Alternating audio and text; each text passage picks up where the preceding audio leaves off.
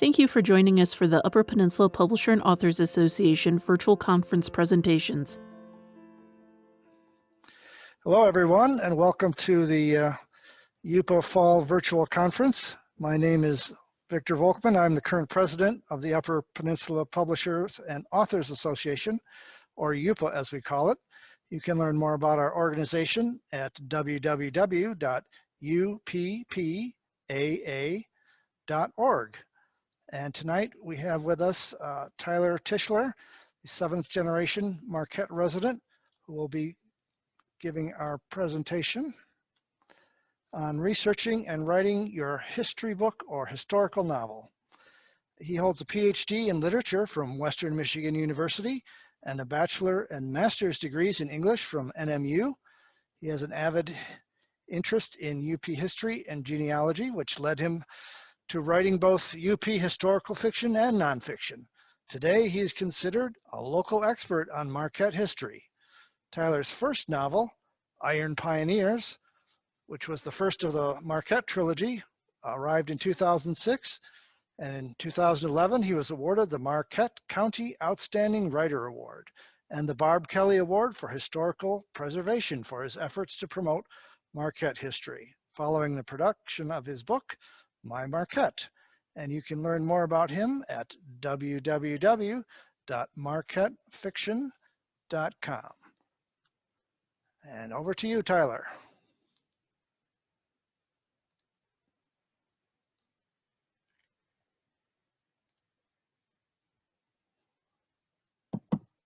All right, thank you everybody for coming, and thank you for the introduction, Victor. I'll just back up for a minute, back to my bio, and tell you a little bit about myself, my interest in history. Like Victor said, I'm a 7th generation resident of Marquette. My mom's family came here in 1849, which was the year Marquette was founded, and I'm actually a 7th generation on 2 sides of her family. And then on my dad's family is French Canadian, part of it. And they actually, one of my ancestors was Nicolas Perrault, who was a voyager and traveled with the Jesuits, translating for them, and became governor of the Wisconsin territories back in like 1690, 1700, somewhere back there. So I've got my UP roots go way, way back. And so I became interested in local history, mainly from growing up in Marquette and hearing stories about Marquette from my grandpa, and him telling me things about when he was a kid and telling me stories that were passed down from his parents and grandparents. And then after my grandparents died, I became really interested in genealogy and just asking myself the question, like, what is this weird twist of fate that resulted in my being born in Marquette? And of course, it's because my parents were here, and of course their parents before them, and back until I came to the realization through doing research that it's because of the discovery of the iron ore in Negaunee. One of my ancestors was Basil Bishop, who had an iron forge out in New York. And he came to Marquette in 1850 because he was absolutely determined to come and see this wonderful iron ore that he had heard all these wonderful stories about. And when he got here, he managed to attract several other relatives to the area. And we have some letters that are at the Marquette Regional History Center that he wrote back home to relatives in New York, talking about how wonderful the UP is, what a wonderful climate there is here, believe it or not, and how you can grow anything here, including sugar cane that is 6 feet high. So he liked to joke a bit, as you can tell, but he was really kind of like the first almost like self-named chamber of commerce or something from Marquette, and these letters that he wrote trying to get people to come. And he did actually, he and his wife, they had 18 children. 4 of them did come to Marquette. His wife's nephew came, his son-in-law's sister and her family came, and so he really did attract a lot of people to the area. And so I just have always had this connection to the area as a result. And so early on, I started writing fiction set in the UP. The first thing I wrote was a short story called The Ghost of Stonegate Woods, which I wrote when I was in 8th grade, and it was set back in the 1800s in the UP. And then the next book I wrote was supposed to become a biography of, like a fictional biography of my grandpa, though it went way off far afield and became its own thing. And then finally, when I was in, well, I graduated from NMU with my bachelor's and master's in English, and I always knew I wanted to be a writer. But of course I had to support myself also, and I wrote novels and I sent them out to publishers thinking I would get published, I would become famous overnight and not have to work. Well, that didn't work out. So I realized I had to go into I was going to go into teaching. I went down to Western to get my PhD in English. And it was while I was down there that I decided to write a series of novels that became the Marquette trilogy. It was the year 1999, which was the sesquicentennial in Marquette. And so that was the year that I had this idea to write this series of books about Marquette. And my intention was to write one novel that would cover 150 years of Marquette's history. And it started out with this book, Iron Pioneers, but what happened is that there was just so much history, so much interesting history about the area that I soon realized my one novel was going to become 3 novels.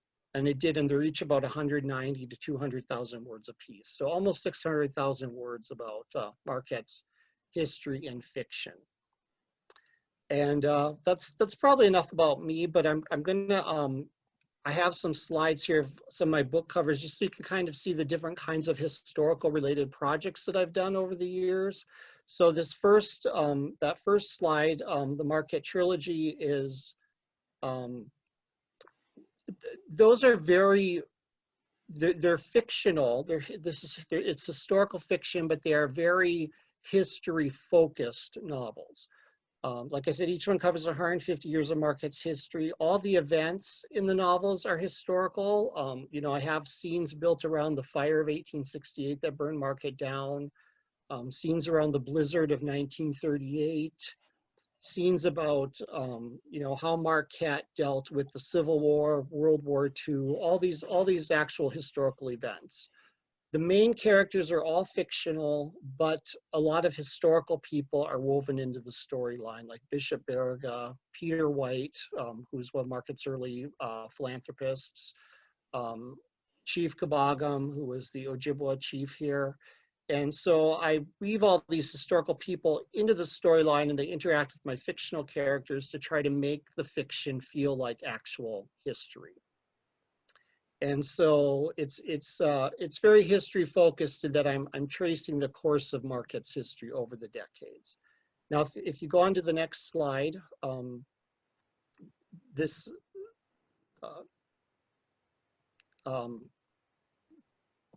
let me see. No, can you go back, Victor? I'm sorry. The Spirit of the North slide.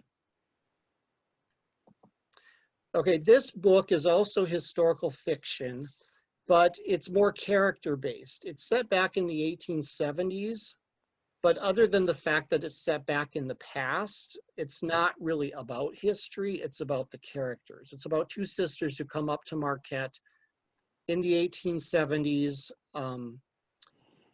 They've come to live with their uncle because their family their parents have died, and so they've come to live with their uncle. They get here, they find out their uncle has also died, and they have no money, so they have to spend the winter living in their uncle's cabin out in the woods.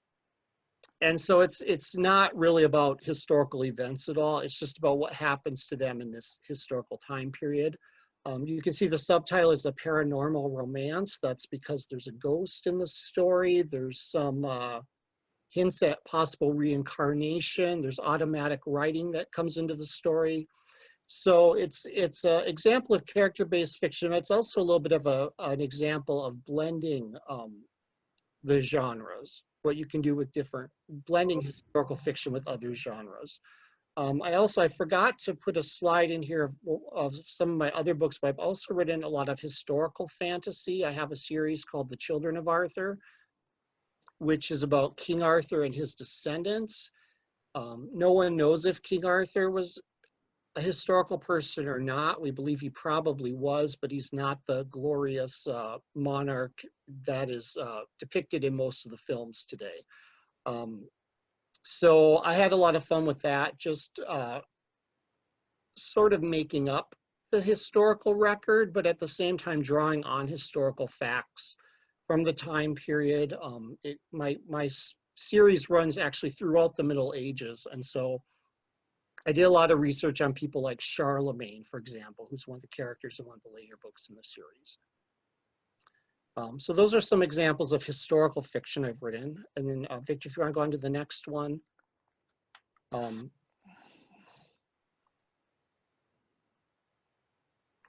This is I would call this one an example of straightforward history, though even there it's a little bit of a stretch to say that. After I wrote my historical fiction books, the bookstores in Marquette told me, well, what we really want is an actual history of Marquette. That's what the tourists keep asking for, and there aren't any in print anymore. And I kept not really wanting to do it because I thought it'd be kind of boring to write just a regular history of Marquette, and also rather daunting to try to figure out a chronological way to tell the whole story. And so I decided to write this book, which rather than, starting in 1849 and working its way up to the present, instead tells the history of Marquette through the different buildings in Marquette. So as you read through the book, you get the history of the downtown, and the downtown is divided up into, say, the First National Bank, the Savings Bank, Donkers, the Dell Theater, the Old City Hall. So you see all the buildings on the front cover there. Those are all places where I tell the individual story of each of those places. And then I wanted to also make it kind of a personal book. So it's kind of a memoir in some ways. So I talk about my own connection to each of these buildings, like either my memories associated with that building, or ways that my family was connected to that building, or I quote passages from my novels and talk about how I use those buildings in my novels. So I tried to kind of blend different things there, but for the most part, it's a regular history book. And then if you want to go on the next slide, Victor. And then in 2013, the Marquette Regional History Center asked me if I would write a play. And this play, Willpower, was the result of that. They had the idea for the story. They wanted a play about Will Adams, who, as you can see, was Marquette's ossified man. He had what was called ossification, which was where the tissues in his body hardened until they became like stone and he couldn't walk. But he was a very artistic and creative person, and very determined to get every inch of life out that he possibly could. And so this play is his life story. It was produced at the Marquette Regional History, at Kaufman Auditorium by the Marquette Regional History Center. And then I came out with the book version of it. So there are photos in the book of different events. The main character is historical, an actual person, but I had to do a lot of research about him, read his letters and his plays that he wrote, and things about the family to create this play. Though it could just as well have been a novel, actually. And then go on to the next slide. Okay, and then I wrote this book, which is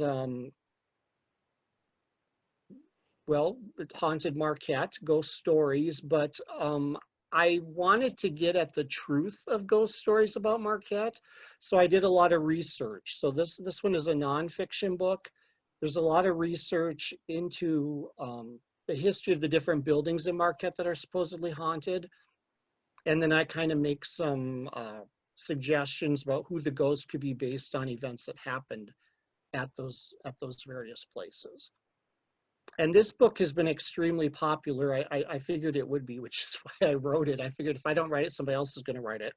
So I did. But what surprised me is that even though people buy it because they're interested in ghosts, a lot of people tell me that what they find most interesting about it is the history in the book, the history about the different places and the stories about the people who are historical, who, you know, now may or may not have become ghosts. And then the next slide, Victor. And then this is my newest book, and this is the one I'm going to kind of talk the most about tonight. This is a biography of Chief Kabagum, who was the local Ojibwa chief here in Marquette. He's buried out at Presque Park. And this one is just very clearly a biography. I did an enormous amount of research for this book. I spent like 3 years on it. I have over, I don't know, between 200 and 300 sources for it. It's about 400 some pages long. And it'll be released on November 18th. I'll be having a book release party through the History Center, and it looks like it'll be a Zoom presentation like this one is right now.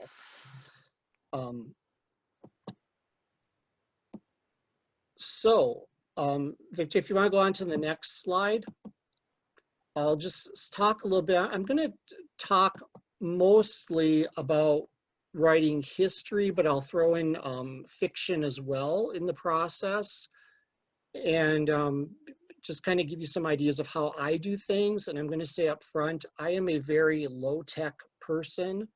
I don't get too involved in technology-related things on the computer. I kind of do things the old-fashioned way. So you may want to do things a different way, but I'm just going to walk you through my process, and hopefully that will give you some ideas. I think, of course, the first thing you have to do is come up with an idea for what your book is going to be about. Now, if you're writing a history book, I recommend that you make an outline. Even if you're writing a novel, I would recommend that you make an outline. I think making an outline will help you narrow down your topic. I mean, I knew that I wanted to write a book about Chief Kabagum. I had that idea and I stuck with that idea, but you may be interested in writing about Native Americans, but you need to narrow it down. And so you may decide to narrow it down to writing about the Ojibwa, and then you may narrow that down into writing about the Ojibwa in the 20th century, or you know, something like that. So try to narrow down your topic, make an outline. Something that most authors I find, because I'm also book editor, and so I usually have authors sending me manuscripts to edit, but they never think to write anything up for their back cover. And so one of the first things I have them do is write text for their back cover, because I think it really helps you also narrow down your focus and realize what your book is going to be about. And you can always go back and amend it later. But I think if you can write up a description that would go on the back cover of your book for about 250 words, that will help you a lot in just kind of determining what your book is about. And then the next thing is to go out and read everything you possibly can about the topic. I would start out with reading books, you know, books on the topic, and then just kind of narrow it down from there. So in writing about Chief Kabagum, the first thing I did was I went out and I read books about the Ojibwa. I read books about the UP in the 19th century, and which is in Chief Kabagum's time frame. He lived supposedly from 1799 to 1902. If you read the book, I discuss why I don't think he could possibly have been born in 1799. I don't think he was that old, but that was the time period that I knew my book was going to cover. And so I read everything that I could that I thought would be relevant to Chief Kabagum, that definitely everything that had to do with the Ojibwa in the area, but also with the settlement of the UP. He lived at a time when the Sioux locks were being built. He was here when Marquette was founded. You know, he lived through the period when the UP was bought by the American government. And so all of those things were of importance to me. And I have on there, don't overlook anything. Even books you don't think will be relevant may turn out to be so. So for example, here in Marquette at the Peter White Public Library, one of the books that they had there was a book of baptism records from St. Mary's Parish in Sault Ste. Marie. And I did not think that that book, I knew that book existed. It never occurred to me to really pay much attention to it. I figured he probably wasn't baptized. I knew that he was buried. He had his funeral at St. Peter's Cathedral. So I knew he was converted to Catholicism, but I didn't think much about looking at baptism records. And then I went to the Sioux to do research, and at the Lake Superior State University Library, the woman there, the librarian there who helped me, she said, well, did you look at this book of these baptism records? And I said, well, yeah, I know it exists. And she's like, well, I think you should take a look at it. And so I did. And lo and behold, there are baptism records of Chief Kabagum's siblings. And so that told me that his family was Catholic at a very early point. We didn't have one for him, but his younger siblings who were born in the 1830s, there were baptism records for. And so that told me that he probably grew up being Catholic, or else he became Catholic at a relatively young age. So that really helped me understand him better. So, you know, you really want to take a look at things. I mean, there were lots of books that I looked at that turned out to be completely of no use to me, but you don't know until you've looked at them. So try to exhaust all the resources possible. And then my next point is, don't be a closet writer. Now, when I first started writing back in high school, in college, I was a closet writer. I did not tell anybody I was writing novels, because I had told a few people I wanted to be a writer, and they said to me, oh, well, it's really hard to get into writing. It's really hard to get a book published. And so I just quit telling people, because I didn't want to listen to negative feedback. And I think if you're writing novels, you know, that's fine. You can keep it to yourself till you're ready to share it with the world. I figured I would wait until I published my bestseller, and then the whole world would be like, wow, you know, he's a best-selling author. And then I could tell everybody I was a writer, but it doesn't work that way. So especially if you're writing a book that has history as a topic, I would very much say, go out and talk to people. Now, that doesn't mean you go over to your next door neighbor and you say, hey, I'm writing this history book. And they would probably say, oh, wow, well, that's gotta be really hard. You know, something that is not gonna be helpful to you. But you may wanna go and contact, you know, someone in the history department at Michigan Tech or Northern Michigan University or wherever, who's an expert in your subject matter, and talk to them about your project, because they will provide you with resources. In my case, with writing the book about Kabagum, I talked to people in the history department at NMU. I talked to people at the Center for Native American Studies.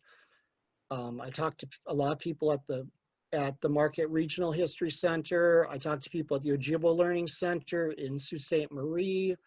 I had correspondence with the University of Rochester, because there was a anthropologist here in Marquette whose papers are at the University of Rochester. So I had to contact them and talk to them about my project. So, you know, you want to talk to as many people as possible, and they will send you off in directions. And you would be surprised where you get information from. For example, one of my cousins, I mentioned to her that I was writing a book about Chief Kabagum, and she told me how her grandmother on another side of the family had told her that one time she had been riding on the streetcar in Marquette, and Chief Kabagum was on the same streetcar with her, and she dropped her purse, and Chief Kabagum picked up the purse and handed it to her. Now, it's a cute little story, but what was interesting to me is that told me that Chief Kabagum rode on the streetcar. And I figured he probably did, but I didn't know for sure that he did. And that's significant because the streetcar went out to Presque Isle Park where he lived. And I figured by the time he was like 80 years old, he probably wasn't walking to Marquette from Presque Isle and back. So it was nice to know that, yes, he was riding the streetcar. That was That was probably his primary form of transportation to Marquette and back in the 1890s or 1900 after the streetcar line went up. So you never know who's going to give you a little tidbit. Other people told me things that were, rumors, and I tried to investigate them and they got me nowhere, or I had to decide it's probably not true. There's no evidence to support this, but other times it turns out that there is some nugget of truth to rumors that you hear from people. So it's all worth investigating. And then last year I have visit the places that you write about, whether writing history or fiction, or if not possible, look at pictures and maps. I love doing that. And with the Chief Caboggum book, I went to the Sioux and I drove around and I looked at a lot of the historical homes, like the Henry Schoolcraft home is there at the Sioux. Schoolcraft was at the Sioux at the same time Caboggum was. Caboggum probably knew Schoolcraft. If not, his family definitely knew Schoolcraft. He was part of the Crane clan at the Sioux, which was the leading clan in the Ojibwa tribe. And so these people at the Sioux's houses are still there. He definitely would have known them, or at least have known of them, and things that they did. Henry Schoolcraft, the Johnston family that was at the Sioux, Bishop Barriga's house is there at the Sioux. I mean, these were all people who, if they did not have direct contact with him, were doing things, making decisions that definitely affected the Ojibwa people, and so therefore affected him. So going and seeing those places really, made the story come alive for me.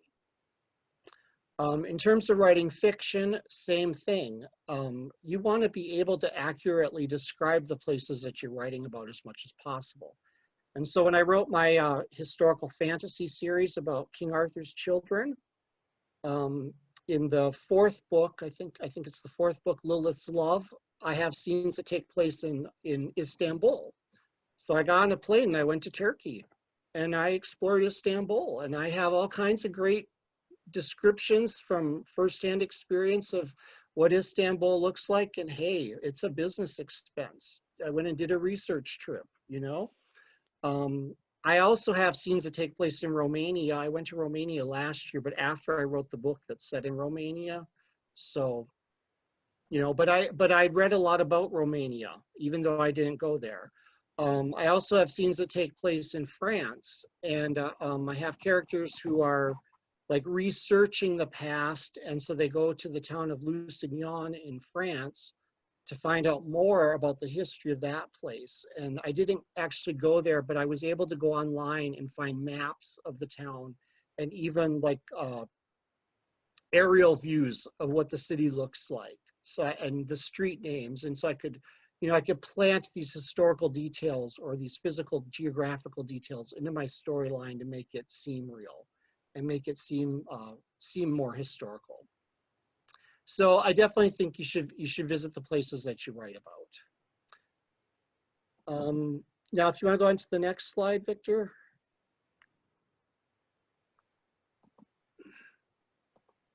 So this is a little bit about my process in terms of writing history. Like I said, I'm very old-fashioned. I use notebooks. This is a page of one of my notebooks from writing the Caboggum book. And you can see up in the corner, I put the date of my notes when I took the notes. That name Cole that's written on the top of the page, what I'm doing there is I'm indexing my notebook. So I know that all these pages have to do with my reading notes from the book by Cole, who was a German visitor who visited the UP and wrote a book, Life Among the Ojibways, in I think 1855. And then obviously you can see my notes are in there, but these numbers on the side are the page numbers of where those notes came from.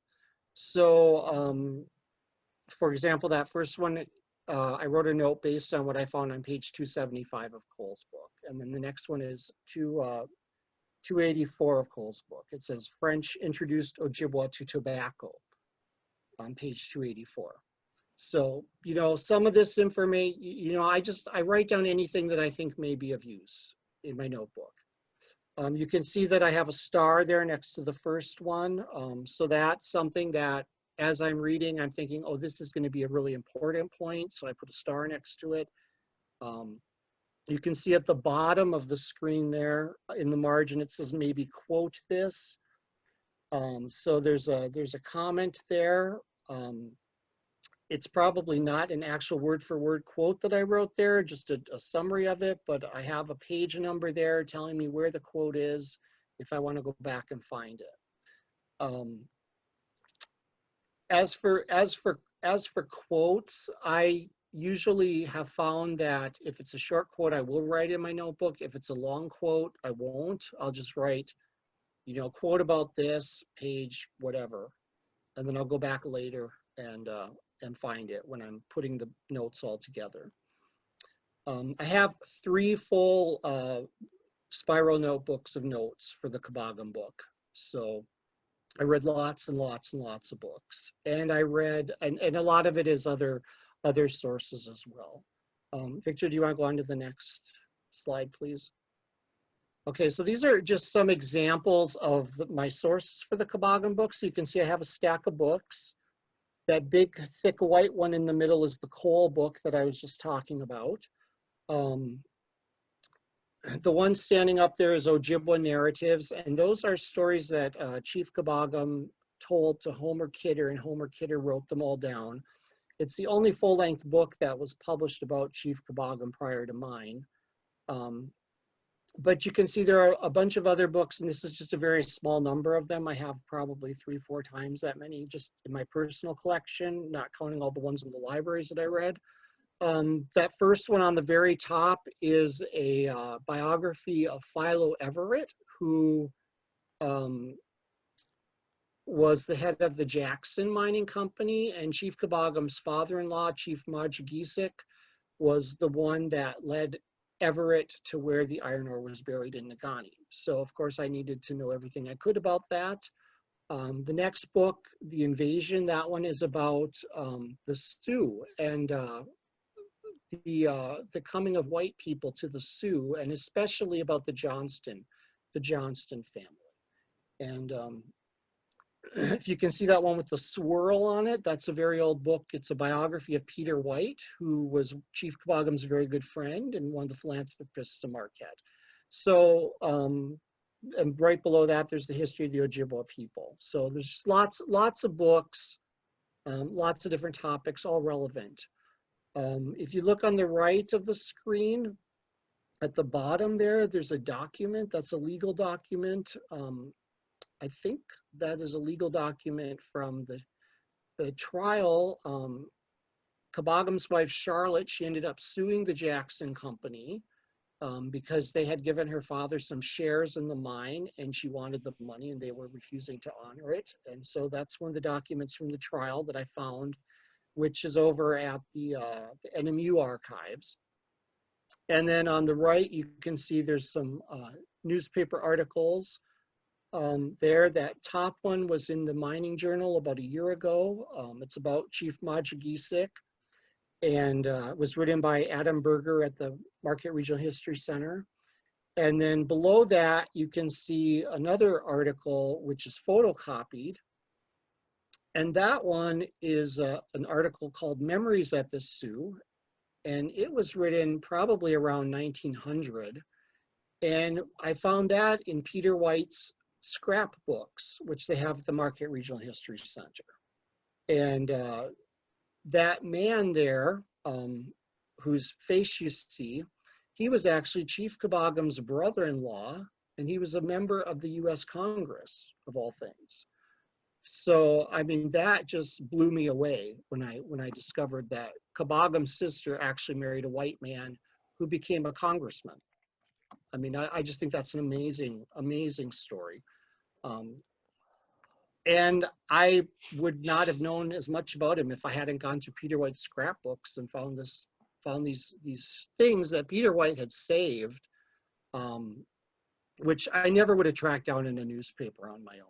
It's just too much work to try to go through newspapers and find things, and who knows where it would have been. You know, I think it was in probably the Sioux Evening News on some date.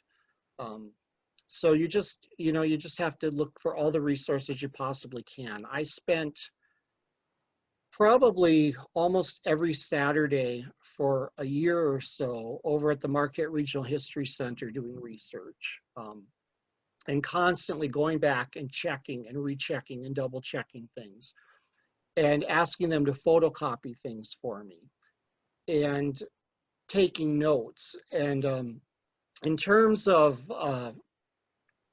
determining what to research or what to take notes on, what to keep, most of the time I'm a note taker. I'll just write things down. But sometimes you find an article like this one about memories of the Sioux, and there's no way you're going to sit and take notes on the whole thing. It's just easier to have them photocopy it for you so you can bring it home and have it to look at and refer back to. The bane of my existence is when I take notes and I forget to write down a page number or something, and then I have to go back and try to find it.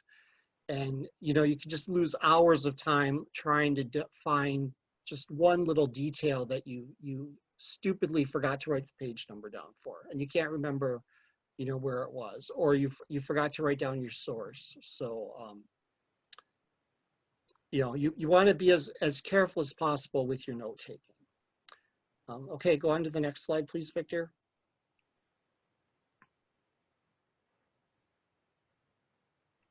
Okay, so after I compile all those notebooks, what I then do is I go through and I transfer all my notes from the notebooks on note cards. And this is a very, you could say it's a laborious process. It may be a very old-fashioned process. There's probably maybe a better way of doing it, but this is the way I do it. It's the way I learned to do it back in high school and college, and it's the way I feel most comfortable doing it. Now, Brandy has told me this whole note card thing, if you have the program Scrivener, you can do note cards on your computer. I'm sure that's a wonderful way of doing it. I do not want to do it that way. I much prefer to handwrite them out. These are not even legitimate note cards. I am too cheap to go to the store and buy note cards. So instead, I just take scrap paper, I get out my scissors and I cut it up into pieces, and I make smaller than usual size note cards, because a 3x5 or a 5x7 note card is just a lot of space, and I don't need that much space for a note. Most of my notes are pretty small. And I find that the less you write on a note card, the better. Because if you write too many things on a note card, you may have 2 or 3 things going on that note card. And then you got to remember to move that note card into another stack later to go into another topic. So this is how I do it. So if you look at the 2 note cards here, at the top, you can see, like on the first one, it says Cole 68. So I copied that from my notebook. It's from the Cole book. It's a note from page 68 of the book. And then I just have the note there from the book. And the same thing with the other one here. This one's a little bit different. That says Magniagi 75. It's one of Russ Magniagi's books. And below that is the book title, UP History. I wrote the book title on there because I had multiple sources that Russ Magniagi wrote. And so I had to keep track of those. And that can be another problem, because you may start out with only one book by one author, and then later on down the road, you find other books by that author, or articles or whatever by that author, and then you have to keep track of what note came from which of that author's sources. So, and then I just have the note here, and this one is actually worth mentioning. Magniagi writes, the copper rush was precipitated by the first Morse code sent in 1843 because they used copper for telegraph lines, which was something I did not know, but that explains why copper was so valuable in the UP, because of the invention of the telegraph, and they were making the wires out of copper. So that to me was fascinating. So those are just a couple examples of my note cards. I have stacks of note cards, a whole box of note cards that I worked from. If you go to the next slide, you'll see some of them. I take all these note cards after I handwrite them all out for my notebook, which takes several days, honestly. I put them in categories or stacks, and I have an outline. I have a basic idea of what I'm going to write about. But as I go through the note cards, I put them into categories. So you can see here I have one 1880s move to PI, which means the Kabagams moved to Presque Isle Park. That's what PI stands for in the 1880s. So all of those cards have to do with the Kabagams moving to Presque Isle. That one on the right is all about missionaries in the UP. Bishop Barriga was a missionary. John Pittizel, he was a Methodist missionary. And then I have a little note up here, Native American responses to Christianity and Native American religion. I wasn't sure if that was a category of its own or it belonged in this category, so I stuck them all together and I could figure out to divide them later on. I have a whole stack of note cards there at the bottom, 1800 to 1812 war. I actually started out writing a whole chapter about white and Ojibwa relations prior to the War of 1812. And I threw the whole thing out. And I spent hours and hours writing it and doing the research, and then I just threw it all out because I figured, no, that's too much information. I don't need all that. We got to start with Chief Kabagam being born. That's where the story starts. We don't need all that back information. It's been written about in other books. It's too much. I had a whole chapter about the War of 1812 and Native Americans, and I got rid of that too because I just felt the book was getting too long. So you end up weeding your way through all your notes through this process and deciding what you're going to keep, what you're going to get rid of. Once I have all the note cards in categories, then I arrange them, and I usually will just sit down on the floor and arrange them on the floor and try to make some sort of an outline with them. I put them in rubber band groups, and then I put them in a stack, you know, like this, and I pick up the first stack, and that's chapter 1, and I write that chapter, and then I go on to the next stack. And once I pick up that first stack, I also then take all the note cards out, and I rearrange all of those and to make my outline for the chapter. And then I just page through the note cards and do that. And as I'm doing that, I'm documenting what the sources are for the note cards. The advantage and the reason why with the notebooks, why I wrote the author's names at the top of all the notebooks, the pages of the notebooks, is because once I get the first draft done, I usually don't go back to the note cards. It's very difficult to find the note card in the stack of hundreds of note cards. So it's easier to go back to your notebook to find your original, your note, if you have to go back and look something up, which more often than not, you usually do and more times than you want to do, but it happens. Okay, Victor, you want to go on to the next screen, please?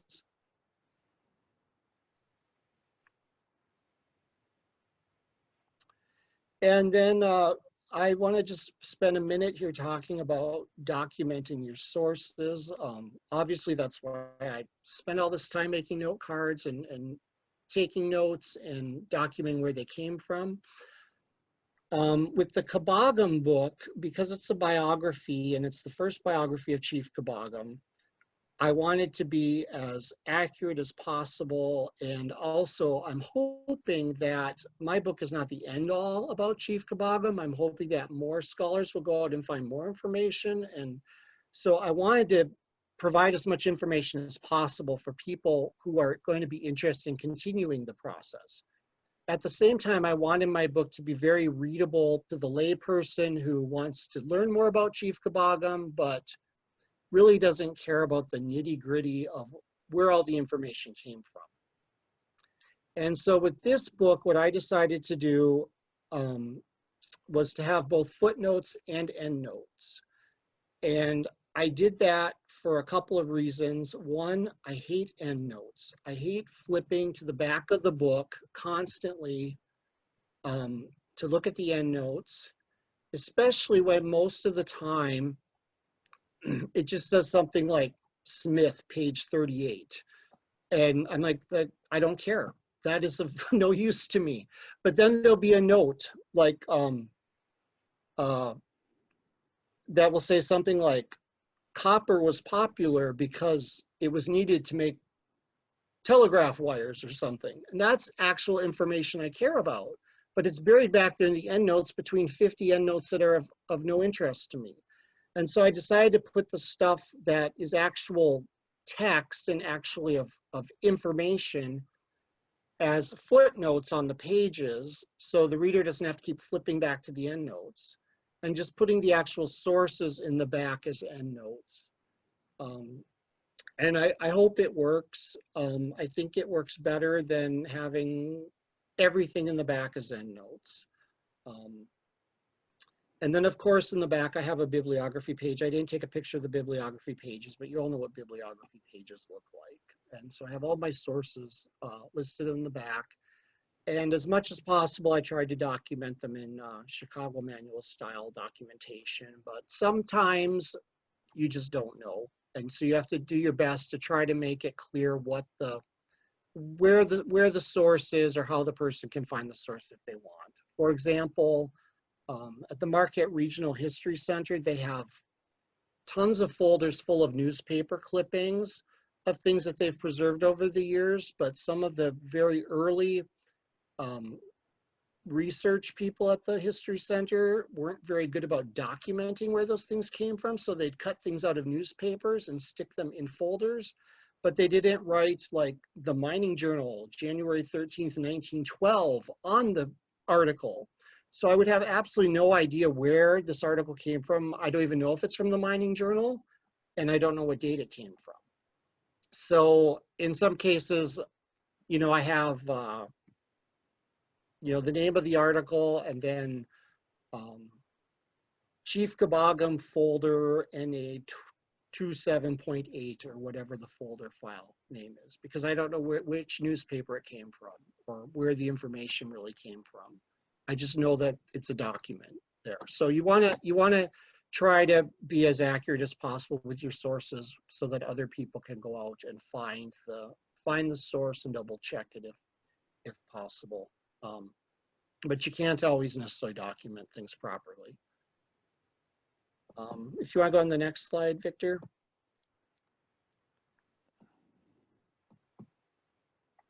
So I want to talk a little bit about fact checking.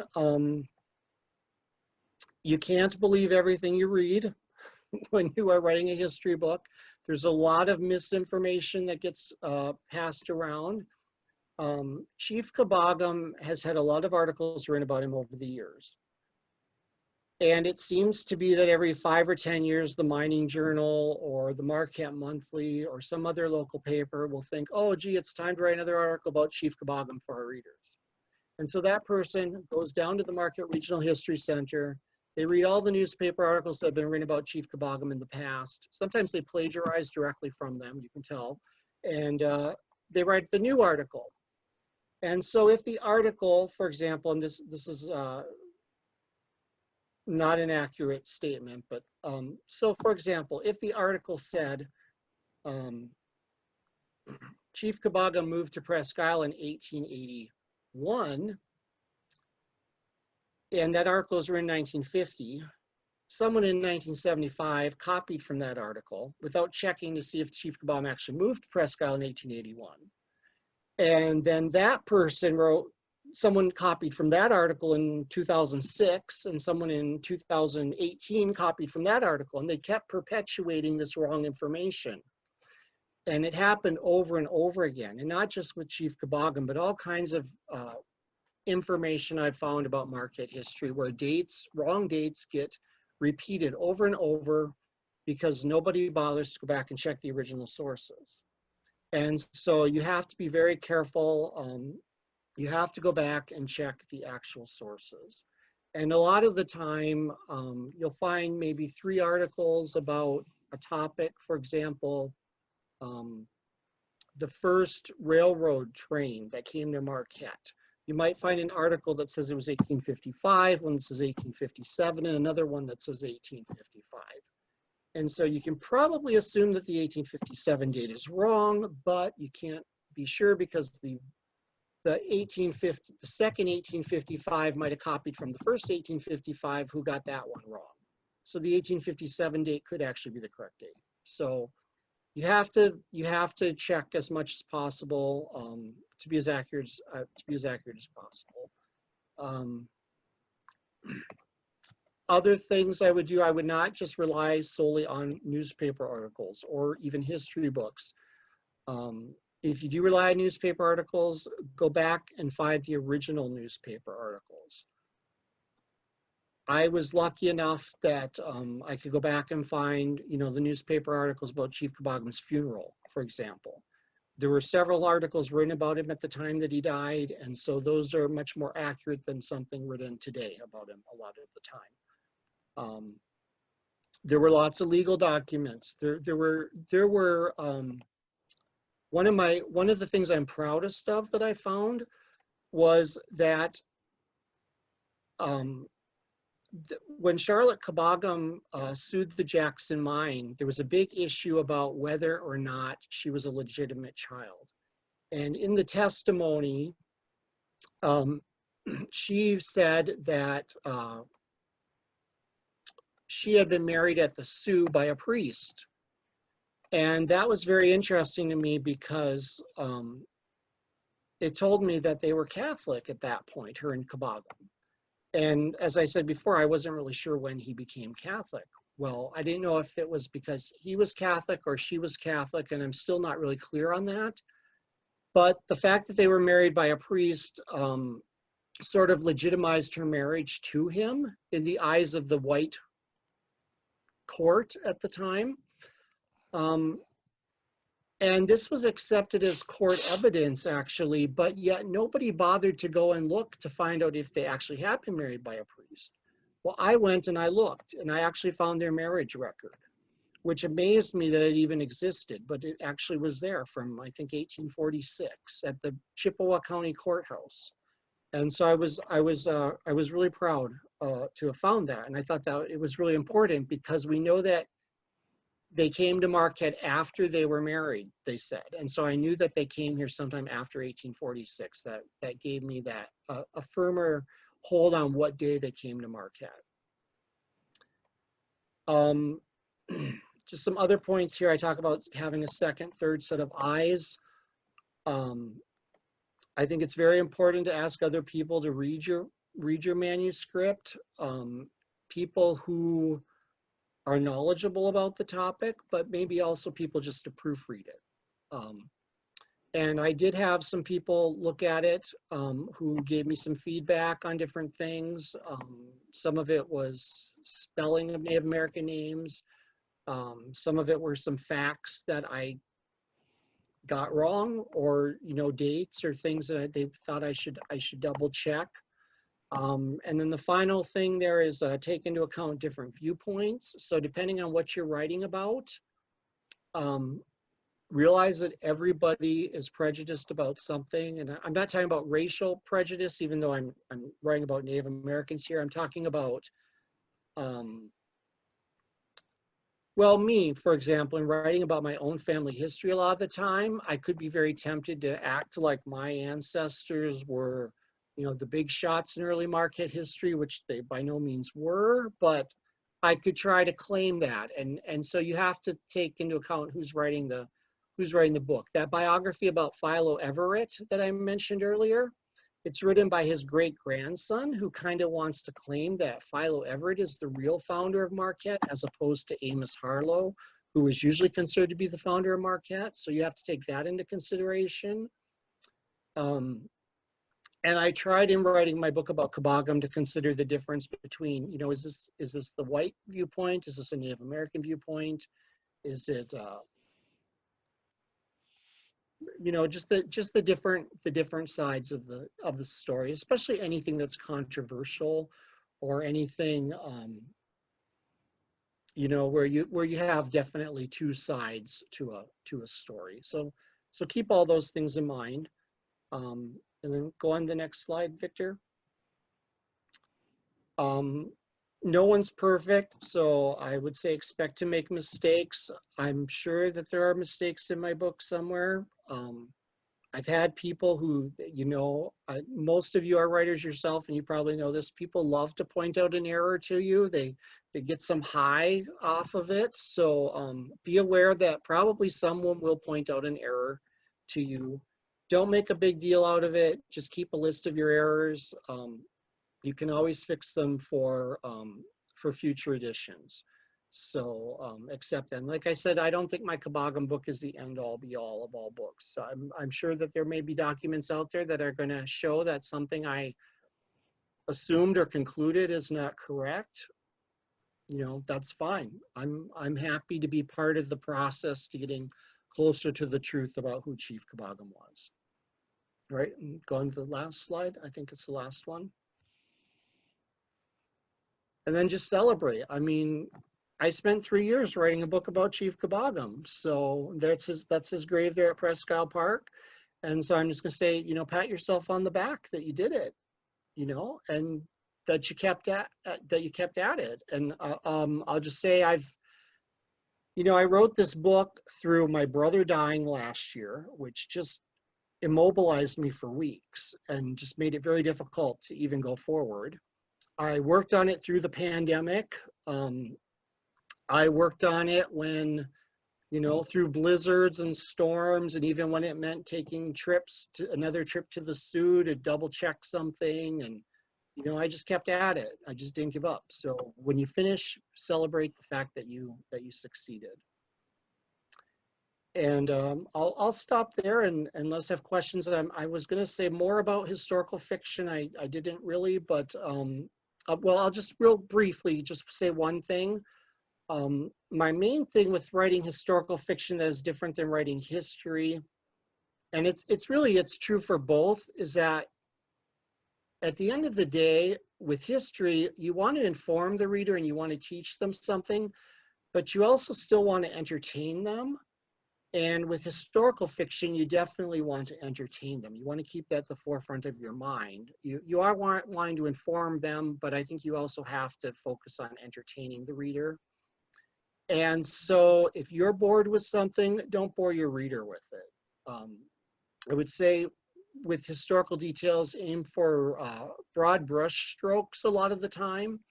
In writing my Marquette trilogy, the first book, Iron Pioneers, I spent a lot of time reading about the history of the discovery of iron ore and the whole process of making iron ore, melting it down and making blooms and making pellets and dumping it onto ore docks and ships and shipping it here and there. And honestly, I still didn't really understand the process, and I found it kind of boring to read about. So I just kind of didn't fudge it, but was vague enough about it to get the point across without having to get into all the details. And I figured if somebody really wants those details, if my book really interests them about iron ore that much, they will go and they will find the nonfiction books about the history of iron ore to read. So I'll stop there and open it to questions. I have a question, Tyler. Yes. Okay, so you were talking about endnotes and whatever. Okay. Footnotes. Now, here's my problem. So I'm writing history, and I'm writing it about certain family members, and I've been documenting. You emphasized always know where your information came from, which is what I've been very careful to do. Only now I already have about 300 endnotes, and I have found that one of these families that I'm including is going to bring another 300 endnotes into the project. So when you're writing about family history and you're writing about these people who were a couple of generations earlier than yourself, and you're finding the information, the vital records, you're finding a lot of newspaper articles through different websites that have the newspapers for the regions they lived in. So where do you draw the line in terms of making an endnote or a footnote about how you know this stuff that you're telling. Yeah, I mean, it depends on, I think, what you think your readers are going to want. When I wrote my book, My Marquette, I put a bibliography page in the back. I did not footnote or endnote anything. And honestly, it never even occurred to me to do that. I just wanted it to be a very readable book and not real research heavy. And so I didn't think my readers would want that. The book about Chief Kabagam, I think the audience will want the details. I don't think probably 90% of them will really care that much. They'll trust that what I got was right, but I think there will be a few people that will want to go out and do research themselves. And so I guess it depends on who your readers are. If you're just writing it for your own family members, I would probably keep all those endnotes so that they can go back and find those sources themselves. If you're writing it for, you know, the broader public, maybe not so much. Maybe just list what your sources are and leave it at that, or provide endnotes for, you know, the really important ones, and maybe not the maybe not as important ones leave out. Oh, okay. So the answer to that is this will only be read by family members who are interested in our family history. Mm-hmm. And the other part of how this will be determined is I'm hiring you to be the editor. So you can tell me. Well, I mean, honestly, Donna, I would keep all the endnotes. The thing is, no one is going to twist the reader's arm to make them read the endnotes. And probably most people won't read the endnotes, but I think it's good to keep them there to be covered. You can spend a lot of hours fixing your endnotes, and that's a real pain as an author to do, but you know, I think it kind of boils down to if a thing's worth doing, it's worth doing well. So I would keep the endnotes. I mean, you can find a very abbreviated way to do it, you know, just put. Yeah, I already did. Yeah, okay. Yeah, I mean, you don't want to list your whole 3-line source every time, but I would probably keep them all. Yeah, you know, that's my instinct based on the fact that this is about real people and it isn't about made up stuff. And so I want my family members, because this is much more of a genealogical record than it is anything else. And I want my family members who might be interested, and some are, to know why I said what I did about what a person did when they were born, when they were married, when they died, what their wedding consisted of based on newspaper records. So I've been really scrupulously careful about making sure that all of these statements are endnoted. And you know, that's my gut instinct. And it's good to hear you say that I should continue to do that. And I guess I'm just going to have to slog through with this one family, because this one family was so active in their community, and it was not a large community, and they had a wonderful newspaper. I am almost to the end, and I already have almost 300 notes just from the newspaper, because he lived to be about 92.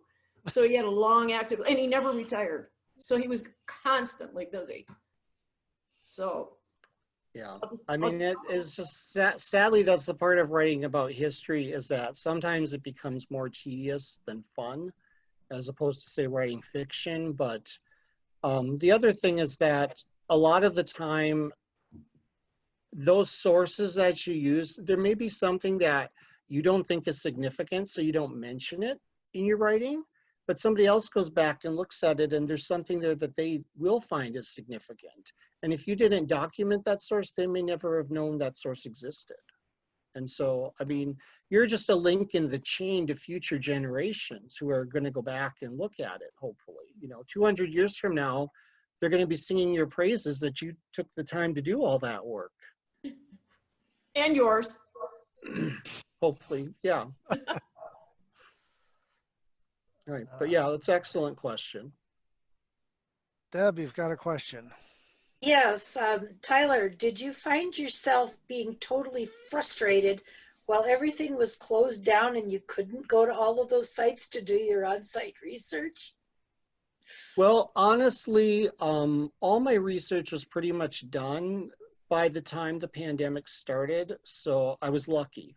There was only one thing that I really wanted to go, and there were two counties. There's a mysterious person who there was a newspaper article I found that said that the Kebogams adopted a white child, and this white child grew up to fight in the Civil War, and then he died of a gunshot wound while getting out of his boat at a train after the war. And it did not name who this person was. And I went and I looked through all the death records that I could find in Elgin County and Marquette County, but I wanted to go to the actual courthouse in Elgin County and also in Schoolcraft County, because Elgin was part of Schoolcraft back in the 1800s before it became its own county. And I wanted to go and look through all those death records and see if I could find out who this person was. And I just never got there. But I honestly don't think I would have found the record anyway. That was like the only thing I had left to do. So when the pandemic came, I just decided I'll put a note in the book and say, look, the chance that this record exists is probably never going to be found. Yeah, I just wondered because you were talking about that, and I know I experienced a huge amount of frustration throughout the spring and summer when I needed to get places and could not go there. Yeah, yeah. I mean, a lot of libraries will find things for you and email them to you or make copies for you or whatever, but sometimes you just have to go. I mean, there's no way that you can find everything or rely on another person to do it. I mean, you want to hope that that person is thorough in looking for things for you, but you never know for sure until you go to the place yourself. Thank you. You're welcome. Thank you. All right, other questions from the floor? Don't be shy.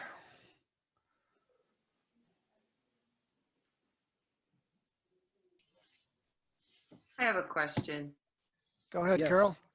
Well, I'm hesitant to ask because I'm very new. Just through this COVID experience, I've written, it's like a short story. It's about a Native American legend that's been passed down in our family for a couple hundred years. Mm-hmm. But my question is this, and you probably all know the answer, but I'm just curious. When when you're actually telling information about a historical place, I mentioned in this book, it's about a tourist attraction in the UP, and it describing it, like, I see the description of this place in numerous sources.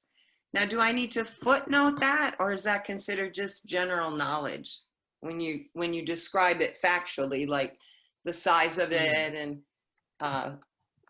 yeah, if it's a fictional story that you're writing, or you know, I don't think you need to footnote anything. I mean, if you want to, I suppose that you could, but it kind of detracts from the whole suspension of disbelief and the fiction's telling of the story. And anything that is a fact that's easy to find, you know, you don't really have to document that. Like if I say, you know, the American Revolution started in 1775. I mean, that's something that anybody could easily find. There's no reason why I need to footnote that. And which footnote, I mean, what source would I list? There's 8,000 sources. Well, that will tell that's you my question. And it's about Indian Lake area in the UP where I live in Manistee. And I'm describing Indian Lake, but I found the description in numerous sources. And I'm pretty much writing it like I've seen it, but I don't need to really document the source for that. No, I don't think so. Thank you. Yeah, you're Carol, welcome. what I've seen in some historical novels is there'll be one or two pages at the end where the author wants to tell you stuff about maybe how it was related to them personally or why they got into it. Or, I mean, you can put stuff after the story if you want. Yeah, I do have like an introduction that tells that. Sure. And then I have an epilogue, kind of like a follow-up after too, which I have some of that. But yeah, I don't really think I need any source footnotes. I tell where I heard the story and what I know, just my knowledge has that I've been told. Yeah, So. I think you got it covered then, and I wouldn't try to blend history and fiction too much in terms of documenting things. Yeah. Okay, that answers my question. Thank you. You're welcome. Thank you. Anybody else? I have a question for you, Tyler. This is, well, something I know for myself, but comes up a lot when I edit for other people. How detailed do you make your outlines? Because I know some people want to essentially write sentence by sentence. This is, but how, some people do a word, a chapter. Yeah, my outlines are not very detailed at all. And I don't ever even probably make a complete outline. In terms of writing novels, I barely make outlines. I make lists. Sometimes I've actually used spreadsheets where I'll type in events that are going to happen in the novel, and then I can move them around as I see fit, which is kind of like using note cards. As far as like the Kabagam book, I didn't actually have an outline. My outline was my note cards. As I went through the note cards and I arranged them, that became the outline. So yeah, mine are not that detailed, but it, you know, everybody is different and feels comfortable in doing it different ways. Yeah, when I'm working with nonfiction authors in general, I tell them 3 pages. Don't make, that's your goal for the outline. Yeah, I think that's reasonable. I mean, mine are probably 1 to 3 pages. If I get that far, I wouldn't do anything over that.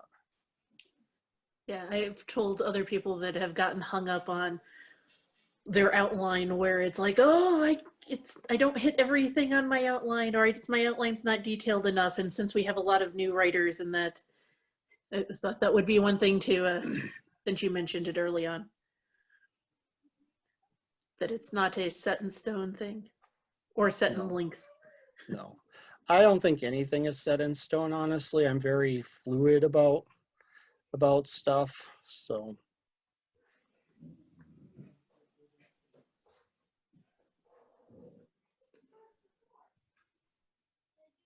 Any more questions? Yes. Yeah. Am I coming through? Yep, go ahead, Craig. Yes. We hear Thanks. Tyler, did you do any interviews, or how do you keep a recording, or do you transcribe, or did you run into any of that when you were doing your research?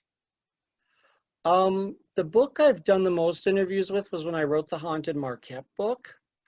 I went and I interviewed people who claimed that they had experienced ghosts in their houses. And with those, I did record all of those so I could listen back to them later. I was very concerned about being accurate with quoting people because of the whole nature of the topic of ghosts and the paranormal. And I didn't want to put words into people's mouths. So I did record those, and then I tried to replay them and type them as accurately as possible. In terms of like my Kabagam book, there's nobody living who knew Chief Kabagam, so I didn't really necessarily so much interview people, but I did meet with some people. I met with a descendant of Chief Madash, who was Kabagam's, he would have been Charlotte Kabagam's cousin, or her uncle, and then his descendants would be her cousins. So in those cases, I didn't like record things, but I mean, I met with people, I talked to them, I took notes as I was talking to them a lot of the time, or a lot of it, I also just emailed people and they'd write me back and I'd have those emails as sources to rely on. Thanks. So I think it depends on the project that you're doing. I mean, if I was going to write a book about, I mean, my Haunted Marquette book, the people I interviewed, they're living in haunted houses, but they're living in them today. So that part of the interview process wasn't really historical. But if I was going to go and write a book, say about Marquette during the 1950s, you know, I would go out and interview people and I would record those. You know, I would talk to people that lived in the 50s who are still alive, and would get their stories from them. Or like family history, for example. If you're writing family history, like Donna is, and like I've done a lot of genealogy myself, I would definitely record those. Plus, it's just really cool to have, you know, your great uncle's voice after he's dead on a recording. In fact, one of the things that saddens me is that since my brother died last year, I don't have any recording of his voice anywhere. I don't think there's one that exists, and I wish I did. I mean, it never crossed my mind to do it. Yeah. But it's a good question.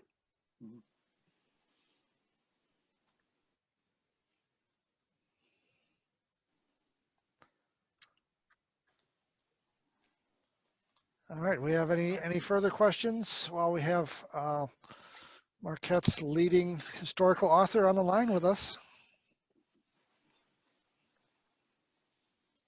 There's nothing in the chat either. Okay. Well, thanks, Tyler. You've been really generous with your time and sharing your war stories and the good and the bad of your latest book, which is fascinating because I'm halfway through it. I'm really enjoying it. All right. Well, thank you, everybody, and we'll make. I'm gonna go We'll buy make your this- book tomorrow. Or is Chief come out? Well, it's coming out on November 18th. Victor has an advanced copy because he's the book reviewer for the Marquette Monthly, but it'll be out November 18th, and you can get it at my website, marquettefiction.com, and all my other books are there too. But Well, so, that one thank you for your particularly I can't interest. wait to read because we're Ojibwa, my family. Oh, good, good. Yeah. I love reading that. Thank you. Yeah, I think you find it interesting. Thank you. Yeah. All right. Well, I'm ready to make this recording history if the rest of you are. All right, thanks again, everybody. All right. Thank you, Thank you. Tyler. Thank Thank you. you. Everybody have a good evening.